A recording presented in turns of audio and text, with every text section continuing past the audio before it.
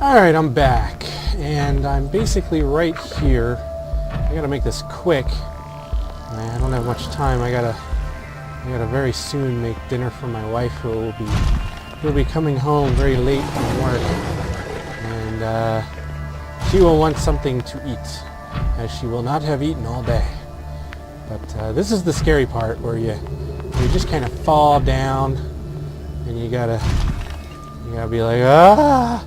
And of course I don't have the grappling hook, so I'm just going to go flying.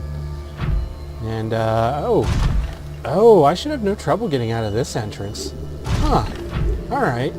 So that's, because there's several entrances to this cave system, and the one I'm most familiar with is actually the one over by the Degassi,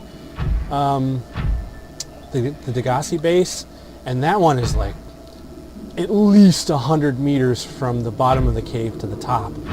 And that's not even including the way up. But I can probably jetpack my way out of here.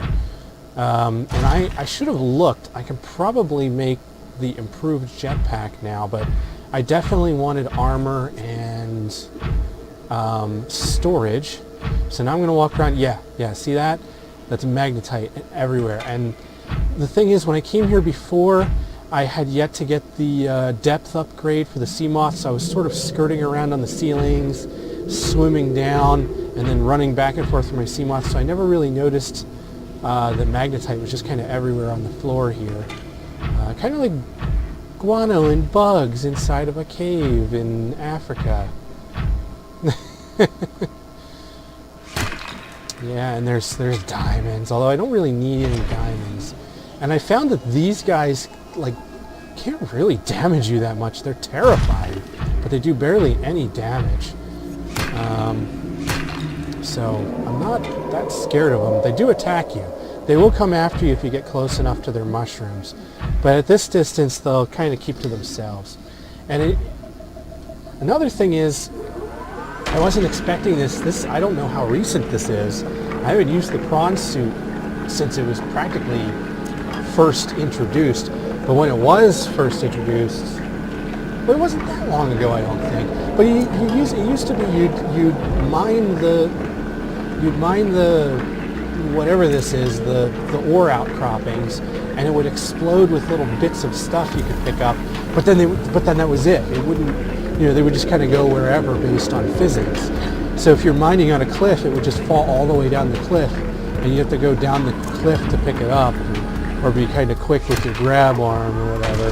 And it was kind of really frustrating, and it led to strategies where you'd hang on the wall and you'd just mine them all out, and then when you were done you would just drop all the way back down, and it was frustrating.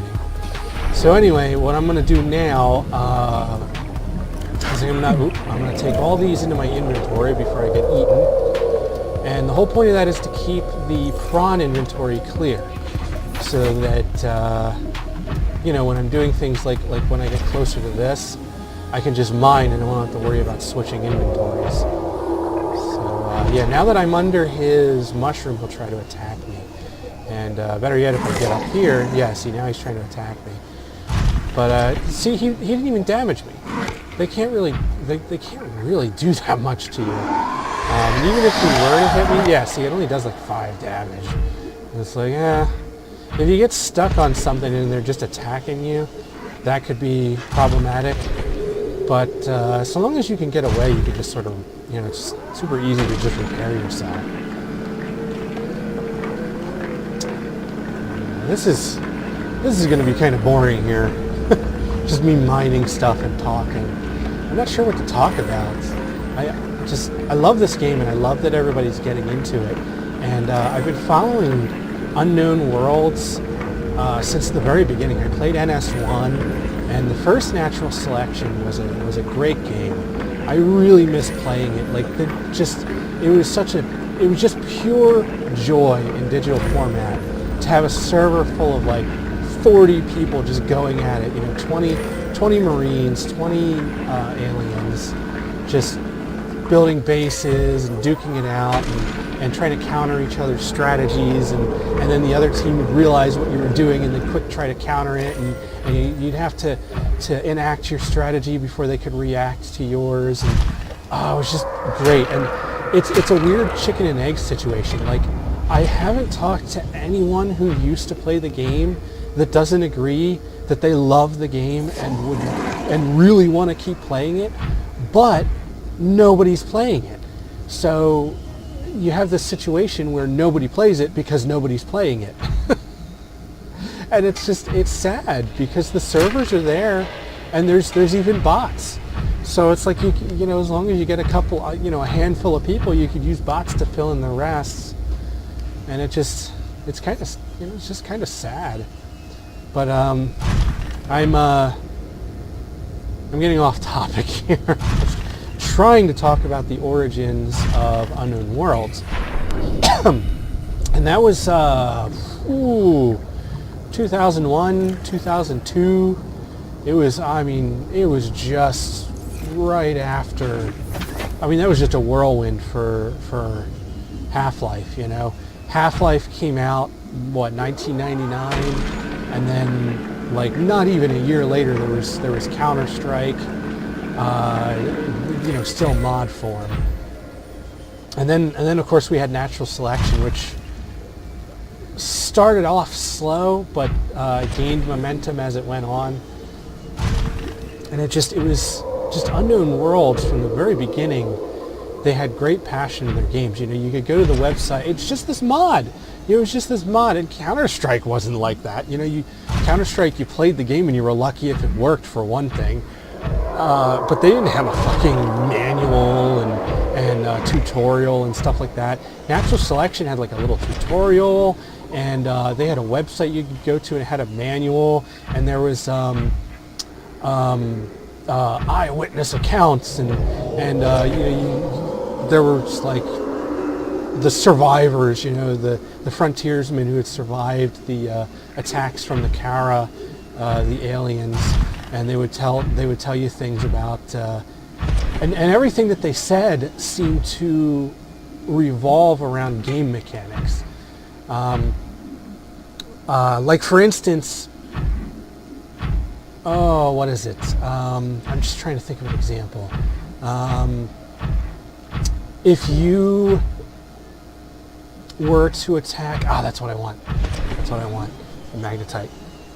But if you were to attack, say, an offense chamber or a defense chamber, a piece of a base for the aliens, it would immediately give off a warning to the rest of the aliens.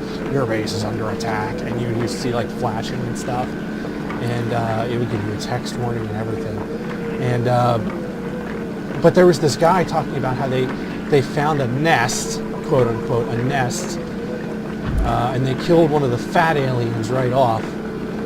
It was making noises and spitting goo at stuff, so they killed it. And then they were chopping down this nest, and in just no time flat, all of a sudden they could hear movement. And he suggested to his commander that maybe they should leave, and he was like, "No, we've got guns." And sure enough, like a handful of skulks and stuff show up. I mean, he didn't say that. He just said things with teeth. But, by his description, it was skulks, and most of the team got eaten, and he escaped, of course. And it's just cool how it fed into gameplay mechanics like that. And you had those little tidbits, and but there was also a manual that would explain the different life cycles of the Kara and the different evolution forms. And then of course there were like training manuals and stuff that would tell you how the phase gates worked, and the difference between the light machine gun, the heavy machine gun, shotguns, the pistol, and how to use. What the hell are you doing down here? I don't think you can even hurt the prawn. But yeah, I'm getting ahead of myself here. I'm way sidetracked.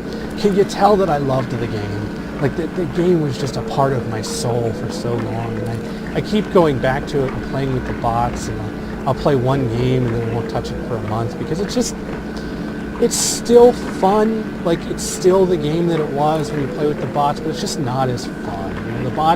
The bots won't try to outwit you. They're just pure numbers, and it's not like, how do I explain it? Like like I'll go Onos, you know, I'll get the biggest, most baddest armored creature in the game, and of course they'll get the heavy armor, you know, and the heavy armor is no match for Onos. Like that's, the Onos counters the heavy armor, so they'll just real quick switch to jetpacks after they die, and that's it. You know, it's just a 1-2 punch. Whereas like actual players might do something smart, like they'd build a bunch of, they'd start, you know, the Onos is big. It's hard for him to get around. So they'll start choking off points. They'll put a bunch of turret factories in front of a doorway and electrify all of them, you know, and they'll post guards there, and they'll tell the guys to warn you if you see somebody coming and stuff like that. And the bots don't do that. They just switch up their gear, and it's just, it makes me sad because the game is just so strategic on a fundamental level, and it's designed for like lots of players, and it just comes alive when you have so many players. I wish I was recording video back then. I wasn't into it then. YouTube wasn't a thing then. I don't think Fraps was a thing then. And I wish I could have recorded some of those games. They were just pure brilliance and joy, and it just,